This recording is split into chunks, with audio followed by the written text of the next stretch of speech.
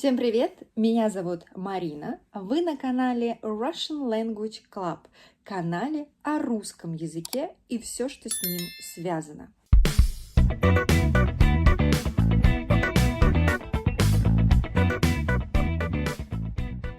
Но это видео будет не совсем о русском языке, хотя и на русском языке. В этом видео мы побываем с вами в одной из самых дальних, очень-очень-очень далеких точек России на острове Сахалин. Самый большой остров России. Остров в Тихом океане, к северу от Японии. Этот остров омывается сразу двумя морями.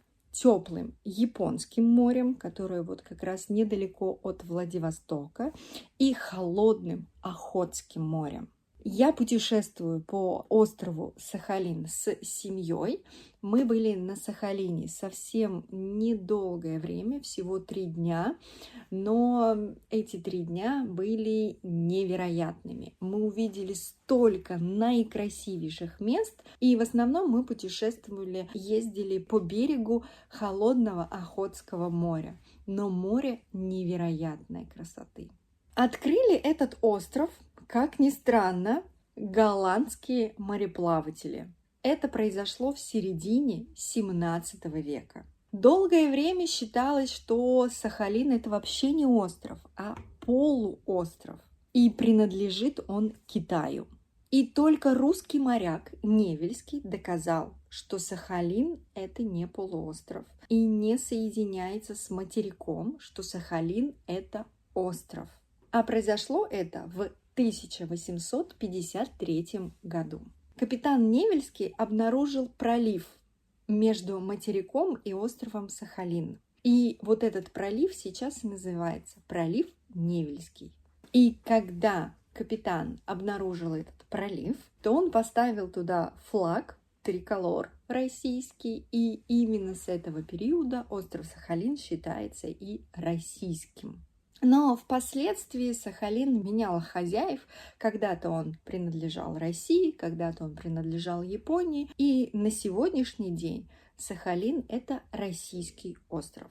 Большинство путешественников, таких же, как и мы, ездят на Сахалин насладиться красотой дикой природы, попробовать морские деликатесы, погулять на первозданных пляжах Охотского и Японского морей. На острове Сахалин есть горячие термальные источники, скалистые горы, изумрудно-зеленые скалы, и даже говорят, что есть действующие вулканы. Хотя наш гид сказал, что врут. Вулканов на острове Сахалин нет. Недалеко от города Невельск можно увидеть лежбище сивучей. Сивучи – это такие морские котики или тюлени. Мы, к сожалению, до них не добрались. У нас было не так много времени, и ехать в город Невельск от столицы Сахалина было достаточно долго. Мы решили, что не поедем смотреть другой город, лучше поедем любоваться берегом Охотского моря, изведывать необычные места, скалистые берега. Давайте посмотрим, как мы путешествовали по острову Сахалин. Мы приехали в Южно-Сахалинск. Зря он называется Южный, потому что вообще тут очень холодно. Приехали, а температура всего 4 градуса. Ну, вот такой вот красивый аэропорт.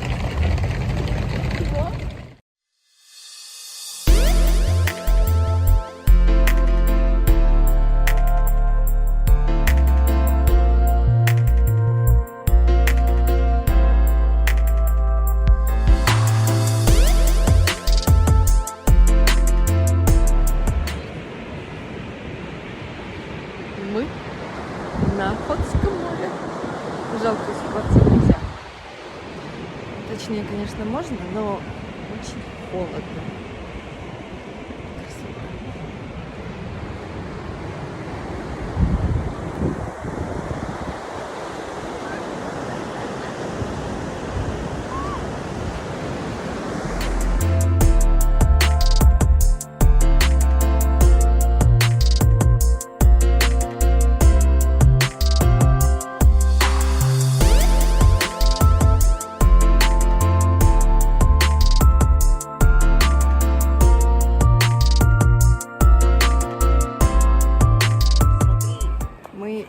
приехали в бухту Тихую.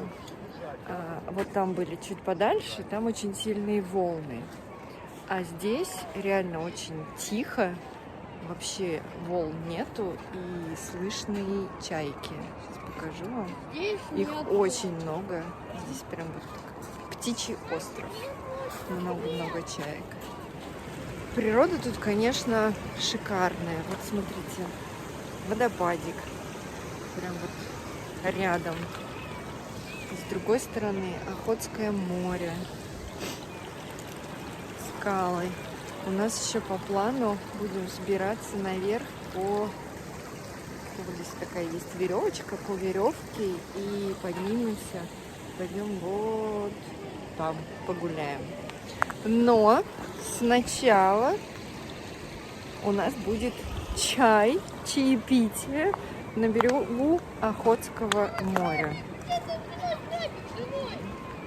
А дети сейчас будут искать крабиков. Они тут маленькие, ползают в большом количестве. Но пока мы еще ни одного не увидели, но сказали, что в большом количестве. Тебе не жалко.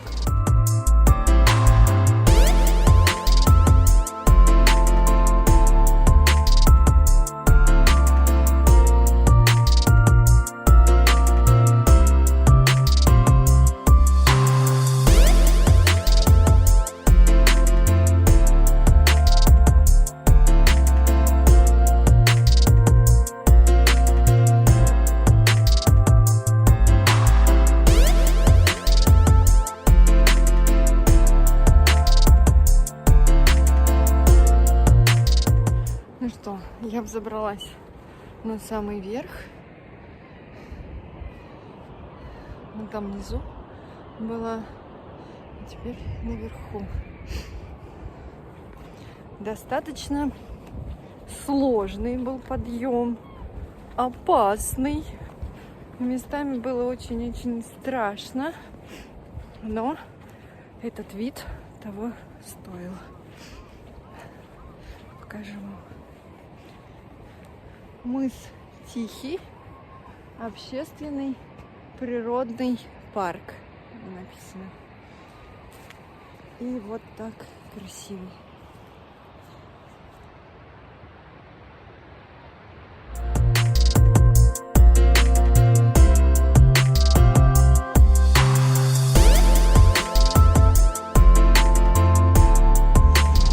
Второй день на острове Сахалин. И мы снова приехали на побережье Охотского моря.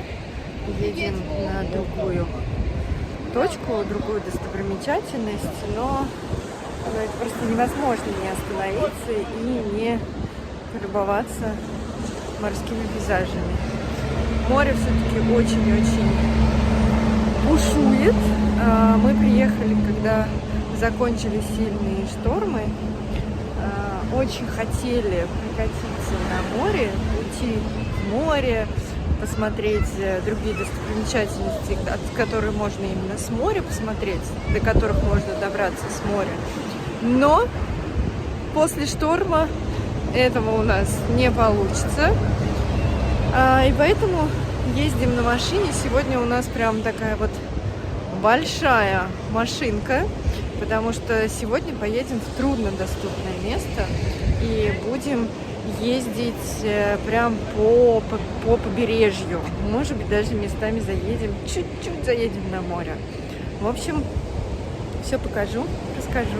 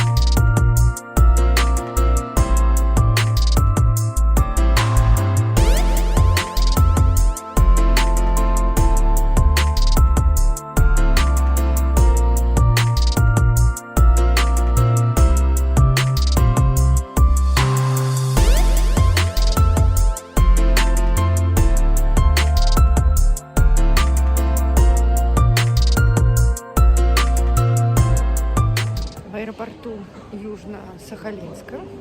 Здесь, кстати, очень большой, красивый аэропорт. И мы собираемся возвращаться во Владивосток.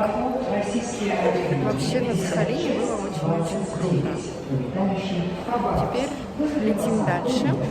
Сначала во Владивосток, а потом уже вернемся в Москву. Но если вы смотрите это видео, то я вам очень-очень-очень рекомендую прилететь на Сахалин и посмотреть Сахалин своими глазами. Это огромный остров, здесь очень красиво, интересно и обязательно нужно быть. Ну что, это было наше небольшое 3-дневное путешествие по острову Сахалин. Мы, конечно, были только на южной и западной территории острова. Обязательно хотим вернуться сюда снова, чтобы попутешествовать по северному Сахалину. Но знайте, что в мае на Сахалине еще холодно, а на севере все еще снежно, и покупаться вам точно не удастся. Мы, конечно, не планировали купаться, но думали хотя бы немного потрогать Охотское море. К сожалению, нам это не удалось. Погода была холодной, было так вот, даже не сказать прохладно, а было, да, местами было очень холодно. Хорошо, что не было дождей, и на этом спасибо. Спасибо, что посмотрели это видео. Подписывайтесь на канал Russian Language Club. Давайте дружить, общаться в социальных сетях. Учите русский язык. Путешествуйте по России. До новых встреч!